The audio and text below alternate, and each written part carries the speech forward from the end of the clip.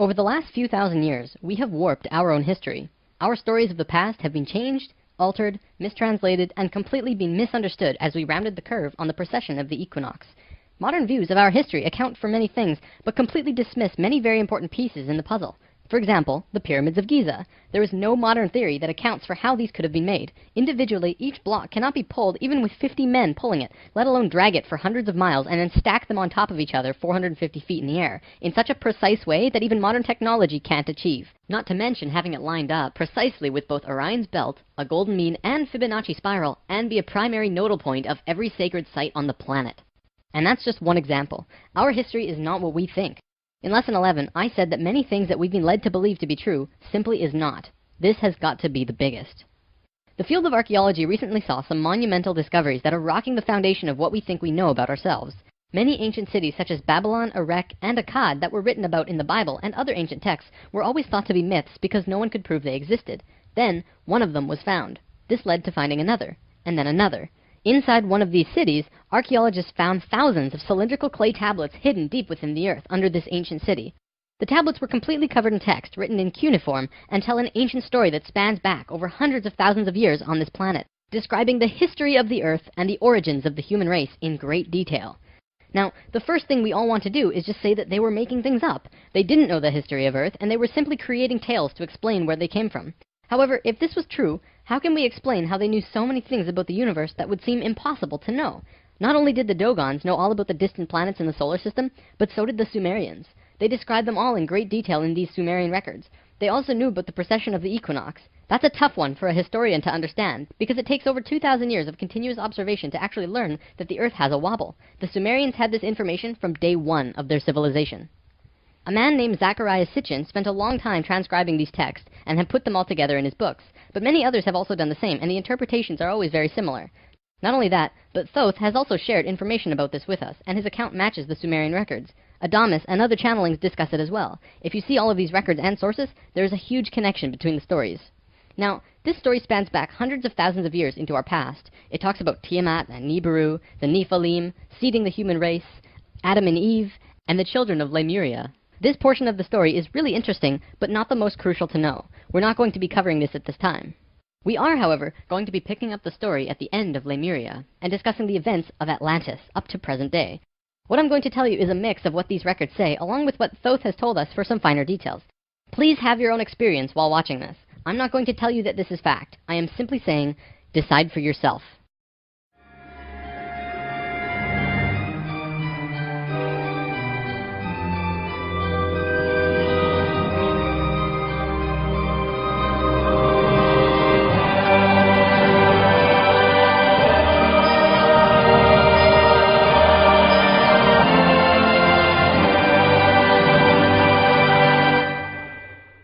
There was a time, long ago, when humans existed at a very high level of consciousness.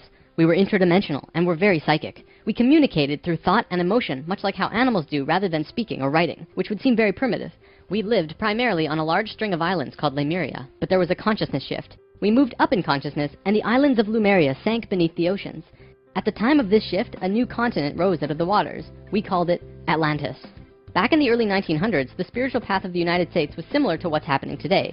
People began to learn about meditation and study ancient lands like Atlantis and Lemuria. We actually found quite a bit of evidence that Lemuria existed, and it had to do with coral. See, the ocean floor does rise and fall. Coral can exist up to 150 feet under the surface of the water. In 1910, the surface of the ocean was probably higher because they were able to see coral rings heading away from Easter Island for a great distance. These rings were estimated to be found at 1,800 feet, which means that for them to have existed, they would have had to be much higher and sunk slowly. Probably more important, they also found the exact same fauna and flora from the Hawaiian Islands all the way to the Easter Islands. This is a great distance, but if you look at a map, you'll see a long string. That string, according to Thoth, used to run along the western shores of Lemuria. It is only on these islands that have the same flora and fauna.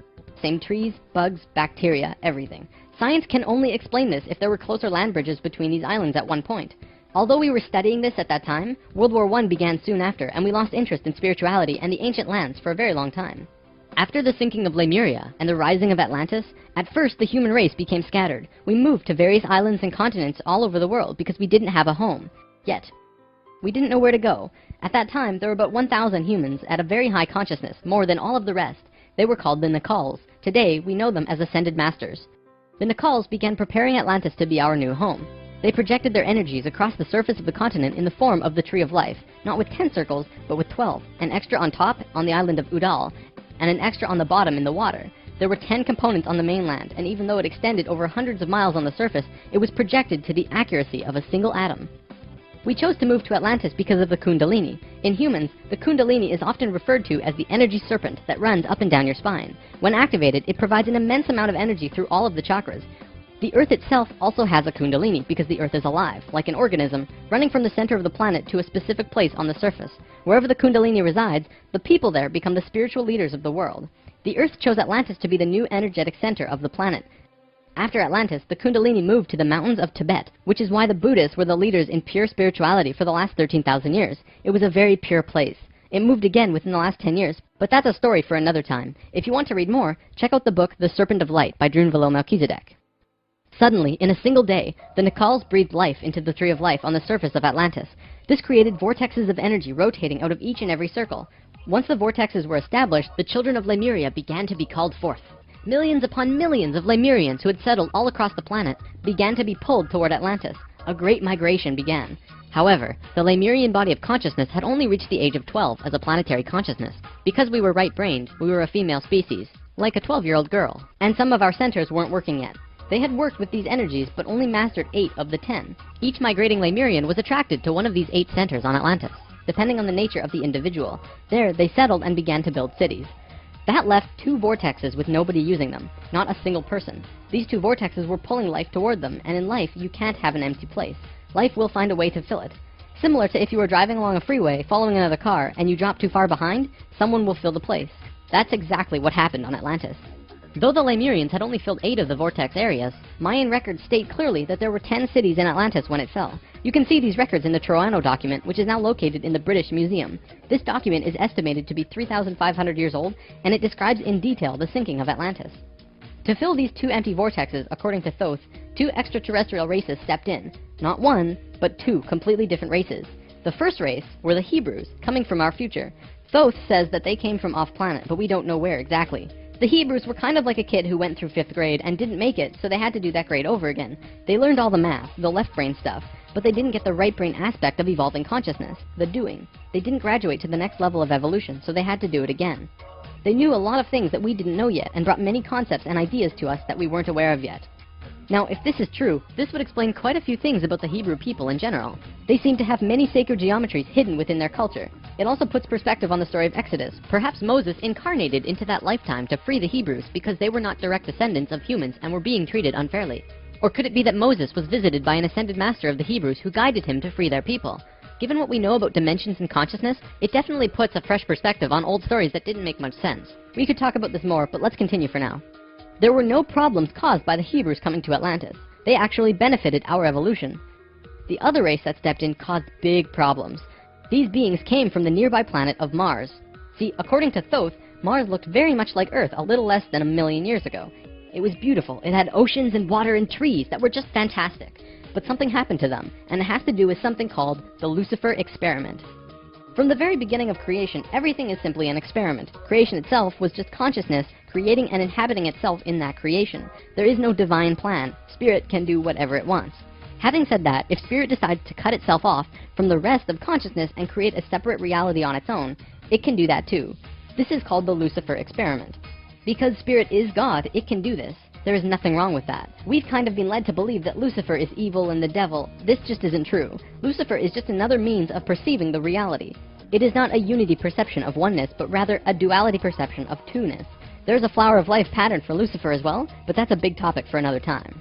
Anytime the Lucifer experiment has been attempted in the universe, it always ends in failure. The species will cut itself off from love and will become incredibly male, left-brained.